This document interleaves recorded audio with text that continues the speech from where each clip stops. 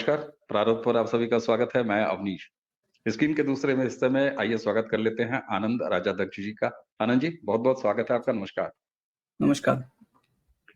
दर्शकों, प्रारब्ध के इस मंच पर हमने हमेशा ये प्रयास किया है कि जब किसी विषय पर बात करें, तो उस विषय के विशेषज्ञ से बात करें। जब किसी भूगोल से बात करें, यानी किसी स्थान विशेष या किसी राज्य विशेष की बात करें, चाहे वो राजनैतिक हो, चाहे सांस्कृतिक हो, चाहे सामाजिक हो, तो वहाँ से अपना जुड़ाव रखने वाले अपने गेस्ट से बात करें। आज हम बात कर रहे हैं महाराष्ट्र की राजनीति पर। हालांकि आनंद जी को आपने राजनीति पर सीधे-सीधे बात करते हुए प्रारंभ के इस मंच पर बेहद कम सुना होगा, जब वो हमारे टीम के मेंबर्स के साथ बात करते हैं। लेकिन हम जरा एक अलग दृष्टिकोण से महाराष्ट्र की राजनीति पर बात करेंगे। हम इस पर बात नहीं करने जा रहे हैं कि 2024 के लोकसभा चुनाव में महाराष्ट्र में क्या हाल चल रहा है, क्या माहौल चल रहा है, कितनी सीटें किसको जा रही हैं, कौन से नेता का क्या हाल है, बिल्कुल नहीं। हम बात करेंगे जरा एक बड़े संदर्भ में महाराष्ट्र की राजनीति। आप सबको ध्यान है कि महाराष्ट्र की राजनीति में शिवसेना के छोटे भाई की भूमिका में रहती आई भारतीय जनता पार्टी। ये वो भारतीय जनता पार्टी जिसने जनसंघ के बाद जनता पार्टी के प्रयोग और उसके बाद भारतीय जनता पार्टी का उदय होता है। यही वो समय था कि शिवसेना भी महाराष्ट्र में एक अपने तरीके से थी। लेकिन अटल बिहारी वाजपेयी जी ने वो पहला स्वाद चखाया भारतीय जनता पार्टी को, जब 5 साल उसकी केंद्र में सरकार रही, एक गठबंधन की सरकार। शिवसेना और भारतीय जनता पार्टी का संबंध इतना पुराना है। बाला साहब ठाकरे की शिवसेना और भारतीय जनता पार्टी के पुराने पीढ़ी के नेता एक साथ किस तरीके से रहते थे, ये आप सबने देखा। लेकिन आज शिवसेना कहाँ है? 2014 जब नरेंद्र मोदी ने अपने बल पर, यानी भारतीय जनता पार्टी के पूर्ण बहुमत की सरकार बनाई, 2019 में फिर वो सरकार रिपीट हुई, 2024 के मुहाने पर खड़े हैं नरेंद्र मोदी जी, और एक बार फिर ये परसेप्शन बिल्कुल गाढ़ी तरह पूरे देश में फैला हुआ है कि तीसरे टर्म में भी उनके सरकार की वापसी हो रही है। लेकिन शिवसेना कहाँ है? कहाँ है शिवाजी के नाम से हिंदूवादी राजनीति को पकड़कर आगे चलने वाली शिवसेना? आज किस ब्लॉक में जाके खड़ी है? किन लोगों के साथ जाके खड़ी है? और ऐसा नहीं है कि शिवसेना ने अपने छोटे भाई की भूमिका में रहे भारतीय जनता पार्टी को ही सब कुछ दिया। भारतीय जनता पार्टी से शिवसेना को कितना कुछ मिला, चाहे वो सांसदों की संख्या हो, चाहे उनका सरकार में रहना हो। इससे पहले उनका सरकार में भारतीय जनता पार्टी के बिना कोई इतिहास नहीं। लेकिन जब पैन इंडिया विस्तार कर रही है भारतीय जनता पार्टी, जब नरेंद्र मोदी जैसा राष्ट्रीय व्यक्तित्व नेता ये बोल रहा है कि 370 अकेले भारतीय जनता पार्टी को चाहिए, उसके बाद 400 पार एनडीए का नारा है। जब पूरे नॉर्थ ईस्ट में आज भारतीय जनता पार्टी अपने रंग में रंग चुकी है, जब साउथ के केरल में बात करती है अपने विस्तार की, आंध्रा में बात करती है अपने विस्तार की, तमिलनाडु में बात करती है अपने विस्तार की, उस समय महाराष्ट्र जो कि बेहद महत्वपूर्ण राज्य है, जिसका कि हिंदू और सनातन का एक पूरा परंपरा रही है, इतिहास की परंपरा रही है, उसका वर्तमान इतना कंफ्यूज्ड क्यों है? कम से कम राष्ट्रीय राजनीति में राष्ट्रवादी राजनीति और हिंदू हित चिंतक राजनीति जो भारतीय जनता पार्टी नरेंद्र मोदी के नेतृत्व में है, वैस उस माहौल में एक लंबे समय से महाराष्ट्र क्यों 4, 8, 10 सड़कों वाले चौराहे पर खड़ा है? आइए इसी पर बात करते हैं आनंद जी से। आनंद सर, जो प्रस्तावना मैंने रखी विषय की, मैं चाहूंगा आप उस पर अपने आख्यान से शुरुआत दें उसे। ठीक है। देखिए, बात यह है कि शिवसेना की जो शुरुआत हुई थी वो एक मराठी युवाओं के लिए नौकरी के अवसर में मराठी युवाओं का प्रतिनिधित्व हो, उनके साथ अन्याय ना हो, इसके लिए हुई थी। मराठी युवा जो थे वो शिक्षित थे, नौकरी के लिए एलिजिबल थे। 1966 की बात कर रहा हूं। और तब जो महाराष्ट्र में केंद्र सरकार की नौकरियां, सरकारी नौकरियां और केंद्र सरकार के इकाइयां वगैरह जो थी, या ऑल इंडिया जो पीएसयूज वगैरह जो थे, उनके विस्तार में मराठी युवाओं को नौकरियां कम मिल रही थी। उनके जो उन इकाइयों के जो केंद्र सरकार से जो बॉसेस आते थे वो दूसरे राज्यों से अक्सर होते थे, तो मराठी युवाओं को उसके नौकरियां कम मिल रही थी, बाकायदा अन्याय हो रहा था। ऐसा नहीं था कि कोई विशेष योग्यता चाहिए होती थी उन नौकरियों के लिए, लेकिन दूसरे प्रांतों से लोग लाए जाते थे। शिवसेना ने उसके खिलाफ आवाज उठाई और उसके लिए वो एक क्षेत्रवादी संगठन के रूप में उभरा, कम से कम स्थानिक युवकों को रोजगार के रूप में उभरा, क्योंकि स्थानिक युवक भी सक्षम थे, नहीं ऐसी बात नहीं है। उसके बाद उसको पॉपुलैरिटी मिली। उसके बाद क्या हुआ, 92 का जो समय आया, तब शिवसेना ने एक अवसर लपक लिया हिंदुत्ववाद का। जो हिंदुत्ववादी छवि लेने का जो एक अवसर आया था, ठीक है, शिवसेना गए थे। शिवसेना हमेशा मतलब हिंदुत्व का एक सुप्त करण तो रहा ही था, ऐसा नहीं कि हिंदूवादी पार्टी थी। मराठी मतलब उसका तो घोषवाक्य था, मराठी माणसाचा बुलंद आवाज, मतलब मराठी मनुष्य का बुलंद आवाज, ये उसकी तो ओपनिंग लाइन थी, ओपनिंग स्लोगन उसकी ये थी। तो उसके बाद वो राष्ट्रीय कब हुई, 92 में जब बाबरी ध्वंस के समय जो हुआ, तो वो एक अवसर मिला उनको और उन्होंने वो क्लेम ले लिया कि हाँ ठीक है, अगर वो शिवसैनिक थे, उन्होंने अगर गिराई तो मुझे उन पर गर्व है। बाला साहब ने पब्लिकली बोल दिया। उससे उनको राष्ट्रीय छवि मिली और हिंदू हृदय सम्राट की उपाधि भी मिल गई। उनके बाद हिंदू हृदय सम्राट ये उल्हाना हो गया है, उपाधि नहीं रही। उस पर मैं कभी अलग से बात करूंगा, हिंदू हृदय सम्राट उल्हाना क्यों हुआ है। खैर, तो तब वो आए, शिवसेना का महाराष्ट्र में दबदबा था। भाजपा जनसंघ मतलब जनसंघ का कहिए कि केचुर उतार कर भाजपा मतलब भारतीय जनता पार्टी बन गई थी। जनसंघ तो जनता दल में गया था, उसके पहले भी जनसंघ का अस्तित्व था, लेकिन जनसंघ कुछ खास नहीं था, क्योंकि वो कभी भी लोकल इश्यूज पे लड़ नहीं रहा था और बहुत ही वीक था, तब कुछ नहीं था। तो शिवसेना ने एक अवकाश तलाशे और उसमें अवसर तलाश कर वो आगे बढ़ी। तो जब भारतीय जनता पार्टी को छोटे भाई का रोल अदा करना पड़ा, वो मजबूरी थी उनकी। ऐसा नहीं कि भारतीय जनता पार्टी चाहती थी, लेकिन वो मजबूरी थी।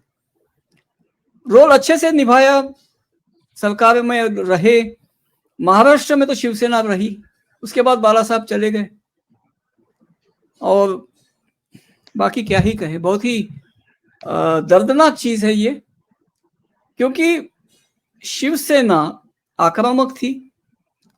और एक बात यहां कहना चाहूंगा, मुंबई भारत की आर्थिक राजधानी रही है, महाराष्ट्र एक आर्थिक इंजन रहा था। तो जहां भी अर्थव्यवस्था संपन्न हो जाती है, वहां लुटेरे आ ही जाते हैं। पहले से थे वहां, वो और पनप गए। तो उनको स्ट्रीट लेवल आंसरिंग जवाब देने के लिए शिवसेना ही थी। कांग्रेस तो उनकी ही थी, ठीक है। वामपंथियों को, कम्युनिस्टों के स्ट्राइक तोड़ने को और ये कुल मिला के स्ट्रीट लेवल वायलेंस के लिए शिवसेना जानी जाती थी, पीछे नहीं हटती थी। तो वो बीजेपी से होता नहीं था, बीजेपी से आज भी नहीं होता है। स्ट्रीट लेवल वायलेंस का बीजेपी के पास उत्तर नहीं है और मतदाताओं को वगैरह इस बात का हमेशा डर रहता है। शिवसेना में उस समय बाला साहब की शिवसेना के वक्त मराठी व्यक्ति को या किसी महाराष्ट्र के किसी भी हिंदू व्यक्ति को ये एक आश्वस्ति थी कि हाँ, शिवसेना के शाखा में जाऊंगा तो बताओ हिंदू, मेरी सुनवाई होगी, मुझे कुछ न्याय मिलेगा। तो ये तब था। बिल्कुल सर, बिल्कुल सर। आपने आज जो हुआ है, एक मिनट, आपने जो कहा कि आज कहाँ, मतलब कौन चौराहा तो नहीं, 8-10 रास्ता हुए, तो ये ला के खड़ा, मतलब उद्धव ठाकरे ने डिसीजन गलत लिया, परिणाम भुगत रहे हैं। ठीक है, वो शिवसेना का वर्तमान है, उसको पूरा देश देख रहा है। और जो आज के युवा हैं, जिन्होंने बाला साहब को सुना नहीं होगा, देखा नहीं होगा, वो भी देख रहे हैं बाला साहब के सुपुत्र क्या कर रहे हैं, शिवसेना के साथ क्या कर रहे हैं। और शायद यही वो नियत ही है, जब शिवसेना के पास नाम नहीं रहा, चुनाव निशान नहीं रहा, उनका झंडा भी अब खतरे में है, ये तो साफ दिखाई दे रहा है। लेकिन सर, आपने जब कहा कि महाराष्ट्र में सड़क पर स्ट्रीट फाइट में शिवसेना ही थी जो हिंदू जो समस्याएं होती थी या हिंदू जो एक नकारात्मकता अगर झेलता था कहीं, तो वो खड़ी होती थी। अगर ऐसा था, और वाक़ई ऐसा था, मैं ये नहीं कह रहा हूँ कि आप गलत कह रहे हैं, तो फिर शिवसेना महाराष्ट्र से बाहर अपना विस्तार क्यों नहीं कर सकी अब तक, या जब बाला साहब थे तब भी? शिवसेना को आखिर सबसे ज्यादा एक मुंबई की पार्टी क्यों मान के ही रहना पड़ा? शिवसेना का कोई संगठन या कोई नेता आप महाराष्ट्र से बाहर का बता सकते हैं? नहीं कुल ना, मिला के मैं ये बता रहा हूँ कि ना, नहीं नहीं शिवसेना अगर वाकई में, कुल मिला के मेरा प्रश्न यही है कि शिवसेना अगर वाकई में इतनी सक्षम थी स्ट्रीट फाइट में, सड़क पर उतर कर, और एक तरफ भारतीय जनता पार्टी की राष्ट्रवादी राजनीति का उभार हो रहा था, तो शिवसेना महाराष्ट्र से बाहर क्यों नहीं नजर आती? इसका उत्तर बहुत सरल है। शिवसेना की जो शुरुआत थी और लंबे समय तक शिवसेना मराठी आदमी का आवाज, मराठी मनुष्य का आवाज बनी रही। तो उसमें क्या हुआ कि जहां भी मराठी मनुष्य के नौकरियों पर, मराठी आदमी के नौकरियों पर वगैरह, देखिए मराठी का ये है कि वो हमेशा एक नौकर पेशा ये रहा है। ज्यादातर मराठी आदमी आपको उद्योग से ज्यादा, उद्यम से ज्यादा नौकरी में मिलेगा।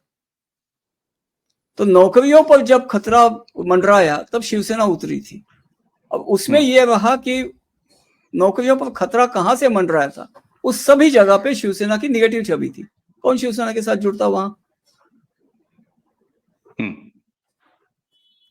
आप देखिए, जब आप कह रहे हैं कि मतलब क्लेरिकल वगैरह जो नौकरियां थी वो सभी साउथ वाले ले जा रहे थे। देखिए, एक बात थी, मैं बताता हूं आपको। टाइपराइटर जब थे ना, तो मराठी आदमी का टाइपिंग में बहुत ज्यादा ये नहीं था। तो ये एक बात कंसीडर की गई थी कि स्टेनोटाइपिस्ट अगर है, टाइपिस्ट अगर है या स्टेनोटाइपिस्ट है, तो कंपनी अगर बड़ी कंपनी है, पॉश कंपनी है और मल्टीनेशनल कंपनी है, तो वहां स्टेनो जो होगी वो कोई ईसाई महिला होगी, जिसको मुंबई में सैंड्रा फ्रॉम बैड्रा कहते थे, तो वो होगी। नहीं तो अगर साधारण कंपनी है तो कोई अन्ना होगा। और इसे किसी को, मराठी आदमी को कोई आपत्ति नहीं थी। ये महाराष्ट्र के मुहावरे थे कि ये होगा। ठीक है भाई, महाराष्ट्र आदमी टाइपिंग में कच्चा था, बहुत कम स्टेनोटाइपिस्ट हुआ करते थे मराठी, ठीक है। लेकिन बाकी जॉब्स वहां जिसमें महाराष्ट्रीय आदमी कहीं कम नहीं था, तो वो जॉब के लिए भी जो आएगा वो अपने लोगों को लाएगा। तो साउथ वालों के खिलाफ हो गए, और बजाओ पुंगी हटाओ लुंगी हो गया। तो वहां कैसे जाते, कौन जुड़ता? फिर एमटीएनएल वगैरह जैसे जो पब्लिक सेक्टर एंटरप्राइजेस थे, उसमें लाइनमैन वगैरह के काम के लिए भी मतलब ये था कि एमटीएनएल से कोई आया, हाँ कौन था, यादव था या सिंह, वही होता। कौन सी एक्सपर्टाइज लगती थी उस जॉब को? तो ये जो था ना, उसके खिलाफ शिवसेना महाराष्ट्र में खड़ी हुई। तो नेचुरल था कि शिवसेना का महाराष्ट्र के बाहर कहीं विस्तार नहीं होगा। बिल्कुल ठीक बात है। और अब जब देखिए, जब हाँ, एक मिनट, जब वो बाबरी के अवसर पे जब बाला साहब खड़े हो गए, तो हिंदू हृदय सम्राट का ये मिला और उनका एक्सेप्टेंस वाइड हुआ थोड़ा बहुत। फिर उसके बाद उनको महाराष्ट्र के बाहर भी कुछ लोगों ने शिवसेना की शाखाएं बनाने की कोशिश की, लेकिन वो एंटी भैया या एंटी मद्रासी जो छवि थी उसको वो सरमाउंट नहीं कर पाए। ठीक बात है।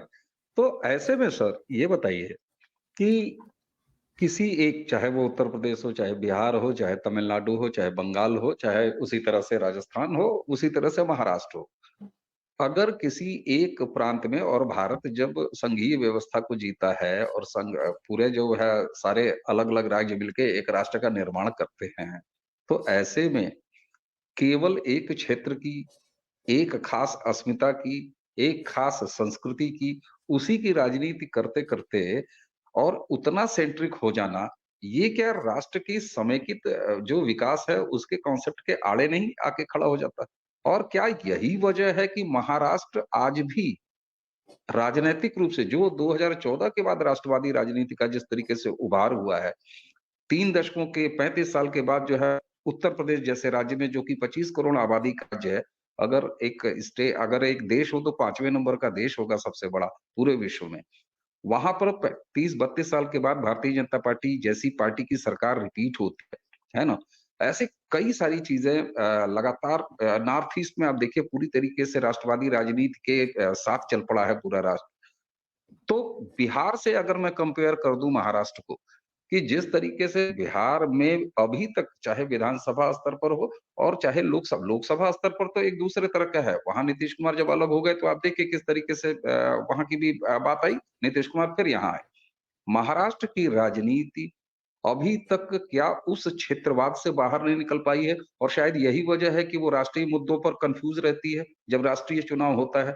आज अगर कहा जा रहा है 2024 का चुनाव, जबकि 2014 से 2019, 2019 से 2024 देश कहाँ जा रहा है राष्ट्रवाद राजनीति को लेकर, और महाराष्ट्र में अभी ये बात हो रही है कि साहब यहाँ पर बड़ा टफ मुकाबला है, यहाँ पर ऐसा हो सकता है, वहां पर वैसा हो सकता है। तो क्या यही वजह है कि क्षेत्रीय और अस्मिता को इतना ज्यादा पोषित किया कि राष्ट्रवादी राजनीति भूल गए? नहीं, ये इसमें क्या है ना, शिवसेना का जो सेटबैक था, बाला साहब के पास जब शिवसेना थी तो उसमें काफी एक राष्ट्रीय चरित्र था। आज अगर बाला साहब होते तो इसमें पूरी तरह से जुड़ते। लेकिन बात एक होती है कि आप अपना अस्तित्व खोने की जो बात करते हैं, जब राजनीति आपके अस्तित्व की बलि मांगती है, इतनी आसान बात नहीं होती। आदर्श की बात करते करते जब आपको यह दिखाई देता है कि जो आदमी आदर्श की बात कर रहा है वो असल में आपके अस्तित्व की बलि मांग रहा है, तो वो नहीं होता,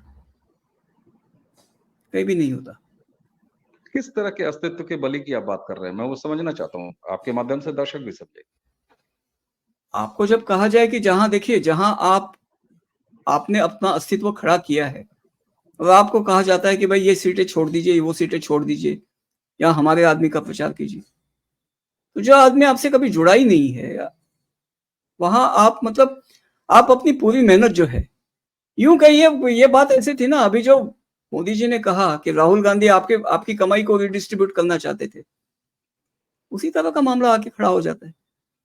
अच्छा ठीक है, ये मान हाँ, लेते हैं, हाँ। ये मान लेते हैं कि अस्तित्व का सवाल था।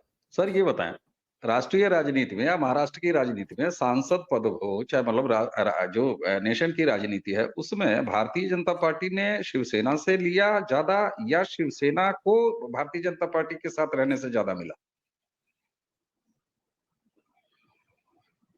नहीं, ये time to time dynamic change हुआ है। शिवसेना की ट्रेजेडी ये है कि जब भारतीय जनता पार्टी से वो डेवलप हो सकती थी, वो हुए नहीं, कॉम्प्लेसेंसी में चले गए। एक स्टेज पे आ सकते थे कि बराबर दोनों एक दूसरे को नाप तोल के बराबरी में आ सकते थे। देखिए क्या होता है ना, आदमी जब औकात में कम होता है, अपने आप उसको औकात दिखाई जाती है। जब एक आदमी को मतलब गठबंधन में भले हो, यहां तक मैं आपको बात करता हूं कि पति पत्नी भी है ना, पत्नी अगर ज्यादा कमाने लगी पति से तो पति का जीना दुभर कर देती है। यहां तो आप पॉलिटिक्स की बात कर रहे हैं, तो यही बात होती है। ठीक है, बिल्कुल ठीक है। और शायद नियति का यही मजाक है कि आज शिवसेना खुद अगर नहीं रही तो ना उसके पास उसका झंडा है, ना उसके पास उसका निशान है। हाँ, वही तो होता जो है। लोग शिवसेना से राष्ट्रीय राजनीति की तरफ, राष्ट्रवादी राजनीति की तरफ चलना चाहते थे, वो निकल चुके हैं और निकल के वो शिंदे जैसे अपना काम कर रहे हैं, राष्ट्रवादी धारा के साथ हैं। तो शिवसेना अब कम से कम मुझे लगता है कि चर्चा के काबिल भी नहीं कितनी रहेगी, ये साफ दिखाई देता है। नहीं, और शिवसेना मैं तो जब शिवसेना की बात, एक मिनट, आप ठाकरे उबाठा शिवसेना की बात कर रहे हैं? हाँ बिल्कुल, मैं उन्हीं की बात कर रहा हूँ निश्चित रूप से, हाँ, क्योंकि शुरुआत वहीं से हुई थी, तो मैं बात वहीं से कर रहा हूँ। और प्रारब्ध आप देखिए खुद शिवसेना का कि अपने रास्ते से जब हटी तो फिर सारा कुछ अपने बिल्कुल। आप हट गया, उनके हाथ से हट गया, उनके हाथ से कुर्सी हटी, उनके हाथ से झंडा हटा, उनके हाथ से पार्टी हटी, उनके हाथ से पार्टी के कार्यकर्ता हटा। और ये वही है कि मजनू अकेले उस चौराहे पर खड़े हैं। तो राज ठाकरे की स्थिति यही है कि इस ब्लॉक में खड़े हैं। अच्छा सर, महाराष्ट्र में कुछ ऐसे नाम, शरद पवार की बात है, शरद पवार को राष्ट्रीय राजनीति में किस तरीके से उनकी छवि को गढ़ा गया, मैं ध्यान रखिएगा, मैं गढ़ा गया कह रहा हूं, चाणक्य कहा गया। और मजे की बात, वो शरद पवार जिन्होंने जब वो अपनी पार्टी बनाए तो राज्य की राजनीति में कभी तीसरे नंबर से ऊपर नहीं बने। हाँ, उनकी अपनी पार्टी एनसीपी की मैं बात कर रहा हूं, हाँ, कांग्रेस के कंधे पर सवार होके, और किस तरह का उनका राष्ट्रीय चरित्र रहा है, अपने ही गुरु को किस तरीके से धोखा देके वो कैसे काबिज हुए। क्या आपको नहीं लगता कि मराठा राजनीति, आपने कहा कि मराठी राजनीति तो मराठा राजनीति अलग है, उस पर हम कभी बाद में बात करेंगे, लेकिन एक ओवर रेटिंग, जिसको आसान भाषा में कहूं तो जबरदस्ती का भौकाल शरद पवार जैसे लोगों के आसपास गढ़ा गया, जो कि कायदे से सहकारिता का सबसे बड़ा माफिया इस देश में। और शरद पवार की राजनीति तब से औंधे मुंह गिरी है जब से केंद्र में नरेंद्र मोदी ने सहकारिता मंत्रालय नाम की एक अलग मंत्रालय बनाया और उसका जिम्मेदारी दिया अमित शाह को। और 5 साल के भीतर भीतर शरद पवार आज कहाँ है, उनकी राजनीति कहाँ है। तो ये एक जो अस्मिता के नाम पर जबरिया कि सब कुछ हम ही हैं, ये एक फॉल्स स्टेटमेंट क्यों गढ़ा गया, और इसका महाराष्ट्र की जनता को लाभ हुआ या नुकसान ज्यादा हुआ? सबसे ज्यादा नुकसान हुआ है, सबसे ज्यादा नुकसान हुआ है। शरद पवार जी, देखिए, मुझे तो कभी कभी लगता है कि उनके उन मतलब राहुल गांधी जो कहते हैं ना, मैंने राहुल गांधी को मार दिया, ये राहुल गांधी का जो एक फेमस वाक्य था बीच में, मैंने तो राहुल गांधी को मार दिया, तो भाई तेरे जगह कौन बैठा है। अब शरद पवार जी के पुरानी वीडियोस वगैरह देखता हूं तो मुझे लगता है कि किसी ने शरद पवार को मार के उनके जगह कोई और आदमी बिठा दिया, क्योंकि जिस तरह से उनकी जो आगे कुछ जो चली है, पुराने इसमें जो उनकी विजन वगैरह दिखती थी, आज वो इतना, मतलब ये विजन थी आज ऐसी हो गई है। ठीक है, मैं ये नहीं कहूंगा कि उनको किसी ने मार दिया, जो हुए हैं अपने स्वार्थ से हुए हैं, लेकिन मतलब क्या कहें, देश का दुर्भाग्य है। एक लाइन पूछूंगा सर, हाँ, देश का दुर्भाग्य है या प्रदेश का दुर्भाग्य है? क्योंकि दोनों। शरद पवार को जबरिया, मुझे लगता है कि पूरे देश का सबसे बड़ा और मजबूत नेता, जिनकी अपनी खुद पावर कभी नहीं रही जब वो अपने बल पे आए। प्रदेश भी तो देश में है और एक महत्व का प्रदेश है। बिल्कुल सर, ये बात उस समय भी लागू होती है कि मराठी अस्मिता ही सब कुछ नहीं है, देश भी कुछ है, राष्ट्रवादी राजनीति भी कुछ है। ये दोनों बातें एक दूसरे के सामने खड़ी हो जा रही। देखिए क्या होता है, मैं एक बात बताता हूं, जब आप देखिए, एक सीधी बात होती है, आपत्ति में या विपदा में किसी की सहायता करना, एक सीधी बात बताता हूं, भाई भी अगर अपने भाई के घर, मतलब यहां आपने मुझे समर्थ रामदास की एक इसकी बात याद दिला दी। समर्थ रामदास का लेखोरे उदंडझाली नाम का एक पूरा निरूपण है, बच्चे बहुत ज्यादा हो गए। ये आप अगर जब पूरा पढ़ेंगे और समझेंगे ना, तो कहेंगे कि फैमिली प्लानिंग का मूल एम्बेसडर समर्थ रामदास है।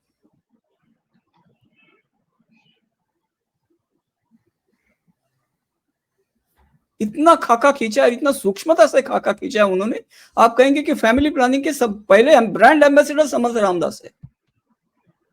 आदमी के साथ क्या होता है, तो ये हमेशा रहा है कि अगर आप दूसरे पर बोझ बन जाएंगे, मदद एक लेवल तक होती है, मदद एक लेवल तक होती है, उसके बाद अगर आदमी बोझ बन जाता है और रेसिप्रोकेट नहीं करता, तो वहां सारी बातें ध्वस्त होने लगती है, फिर वो बात नहीं चलती। फिर सवाल पूछे जाते, क्योंकि रेसिप्रोसिटी इंपॉर्टेंट है, दोनों तरफ से बात चलती है। देखिए, मुसलमानों को भी सवाल क्यों किया जाने लगा? क्योंकि वो दे कुछ नहीं रहे हैं। आज मुसलमान की छवि क्या है? मुफ्त मांग है, देता कुछ नहीं, बस मांगते रहता है, पॉकेट में मांगते रहता है, तो मुफ्त मांग है। अब एटीट्यूड देखो तो मुजाविटी है। ठीक है, बिल्कुल ठीक बात है। तो इसी वजह से आज देखिए, नहीं उनके हाँ। लिए जो देश में जो डिसरिस्पेक्ट फैलने लगा हिंदुओं में, ये एटीट्यूड के कारण। ठीक है सर, चूंकि हम वही बात महाराष्ट्र आती की है। राजनीति पर विशेष आज बात कर रहे हैं, मुसलमानों के जी, राष्ट्रीय चरित्र पर फिर कभी बात, नहीं वो तो इसलिए है। अब मैं इस ये जी जी ये इस बस चर्चा एक को कंपैरिजन आ गई तो मैंने कंपैरिजन दे दी जो मुझे नहीं ठीक ठीक लगी। बात है, नहीं बिल्कुल ठीक बात है सर।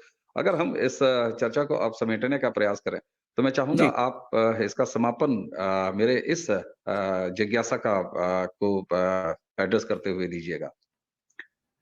महाराष्ट्र, मैंने कहा जैसे आपको 10 20 25 सड़कों वाले चौराहे पे आज भी खड़ा है। महाराष्ट्र के दो चेहरे हैं साहब।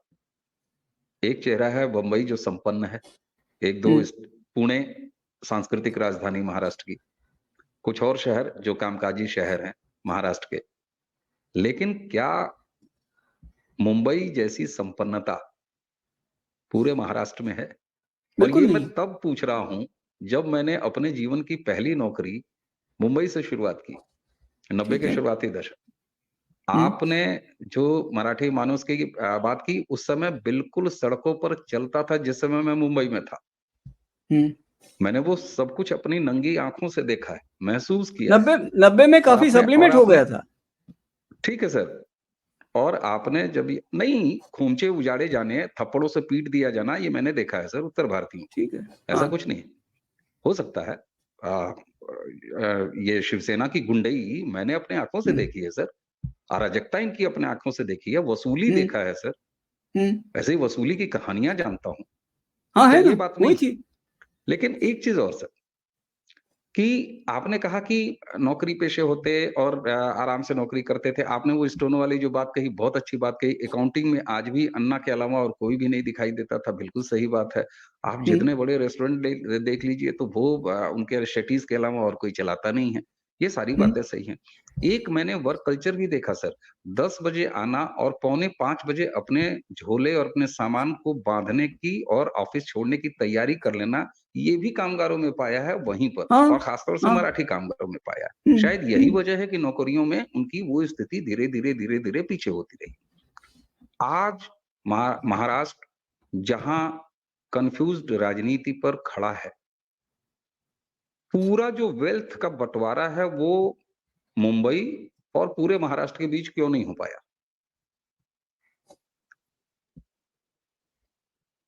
देखिए, वेल्थ का बंटवारा बड़े आसानी से होता अगर वर्क कल्चर जो है, मतलब इंडस्ट्रियलाइजेशन जो है, वो अगर ढंग से हो पाता।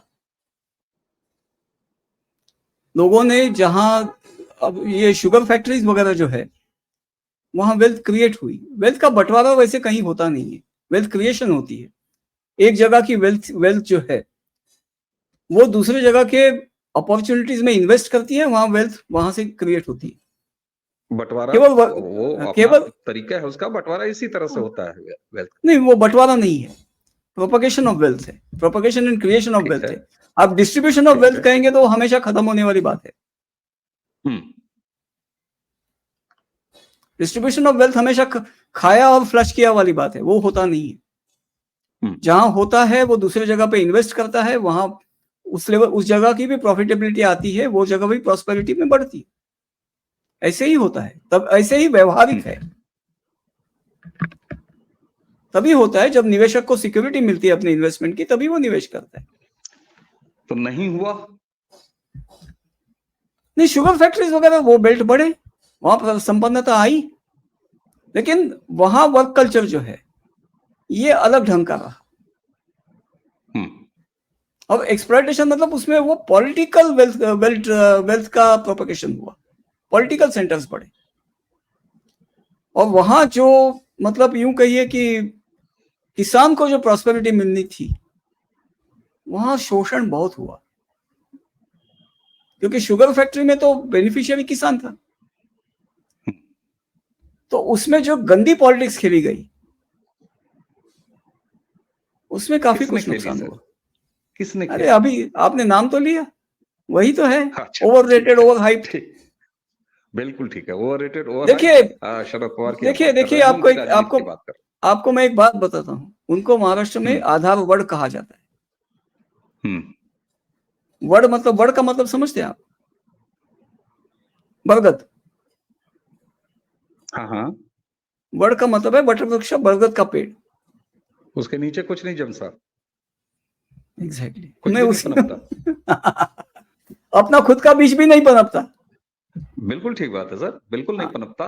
और मैंने इसीलिए शरद पवार पर खासतौर पर मैं शिवसेना से निकल के शरद पवार पर आया कि ये वही शरद पवार हैं, इतना ओवररेटेड कि खुद जिस इलाके की राजनीति करते हुए पैदा हुए और जहां को रिप्रेजेंट करते हैं, अगर किसानों की आत्महत्या के लिए जाना जाता है तो उन्हीं का इलाका जाना जाता है। और आज भी क्या तो भूत और क्या वर्तमान, यही है। तो मुझे लगता है सर कि आपसे उनका, बातचीत करने देखिए के बाद मैं उनका जो एक समझ, उनका हाँ नहीं जी, नहीं उनका ओवररेटेड होने का कारण ये था कि ये आदमी अगर किसी का नुकसान करेगा तो डेफिनेटली करेगा। उनके साथ जो व्यक्ति जुड़ा, व्यक्ति कह रहा हूं, जो व्यक्ति जुड़ा वो यूं कहिए उसके नैया पार हो गई।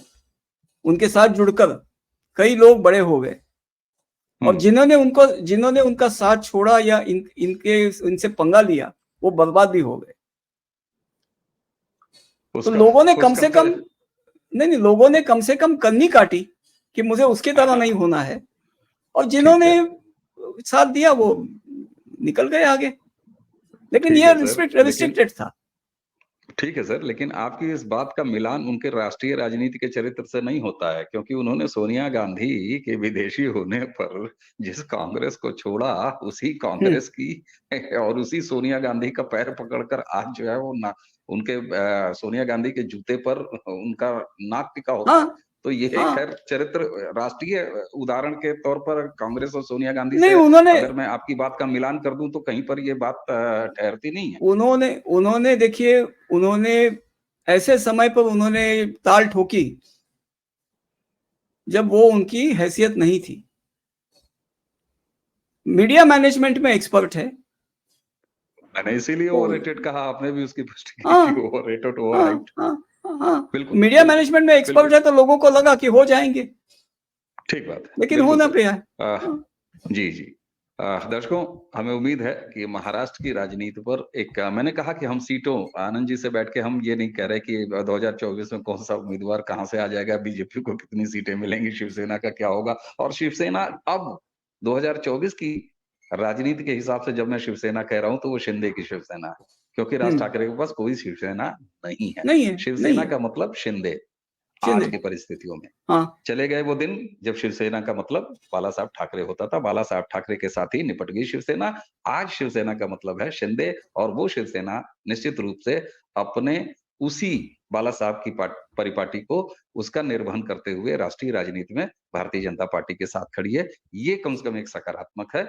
और देखते हैं कि कंफ्यूजन भरे माहौल में खड़ा हुआ महाराष्ट्र का राजनीति और महाराष्ट्र का मतदाता अब किस तरफ निकल के आता है 2024 में। क्योंकि राज्य की अस्मिता अपनी जगह, देश अपनी जगह, दोनों का जब तक अच्छा मिलन नहीं होगा तो वह राज्य न कभी विकास कर सकेगा, न उसका राष्ट्रीय राजनीति में कोई महत्व साबित हो सकेगा। केवल एक ब्लैकमेलर जैसी छवि बन के रह जाती है। ऐसे कई उदाहरण आपने देखे हैं। ऐसे कंफ्यूजन में कभी उत्तर प्रदेश और बिहार एक साथ बोला जाता था सर, जब भैया लोगों को संबोधित किया जाता था। आज उत्तर प्रदेश और बिहार एक साथ बोलने का चलन कम से कम होता जा रहा है। तो ये है कि अपनी गढ़ी छवियों से कैसे बाहर आया जाए। आज मुख्तार अंसारी, अतीक अहमद जैसे इस तरह के गुंडे, माफिया अगर उत्तर प्रदेश में इतिहास हो जाते हैं तो ये भी एक इतिहास रहा है और वर्तमान भी है मुंबई जैसे महानगर का, कि उसने मुख्तार अंसारी और अतीक अहमद की छवियों से बहुत बड़ी छवि हाजी मस्तान से लेके और दाऊद इब्राहिम तक अपनी कोख में पाला है, फूला है और उनको भोगा है और आज संभवतः यही वजह है कि गाँव-गाँव, तालुका-तालुका में वो अतिक्रमण दिखाई देता है और संपन्नता के मामले में सिर्फ ये कह देने से कोई बचाव नहीं हो सकता कि मुंबई का उदाहरण हमारे पास है। जब तक क से लेके अज्ञा तक संतृप्त न हो, तब तक वो संतृप्तता मानी नहीं जाती, अतिरेकता मानी जाती है। और अतिरेक समाज निश्चित रूप से अपना स्वयं का अहित कर रहा होता है, भला वो कभी नहीं कर सकता। कभी नहीं होता। दर्शकों, हमें उम्मीद बिल्कुल। है कि आनंद जी के साथ इस चर्चा का आपने आनंद लिया होगा और महाराष्ट्र की राजनीति पर बात करते-करते इस दार्शनिक जो एंगल है, एक व्यावहारिक एंगल है, उससे हमने बातचीत करने का प्रयास किया। आनंद जी, आपको बहुत-बहुत धन्यवाद सर। दर्शकों, इसी के साथ हमें आनंद सर को दोनों को आज्ञा दीजिए। नमस्कार। जय जय नमस्कार। सिया राम। जय जय श्री राम।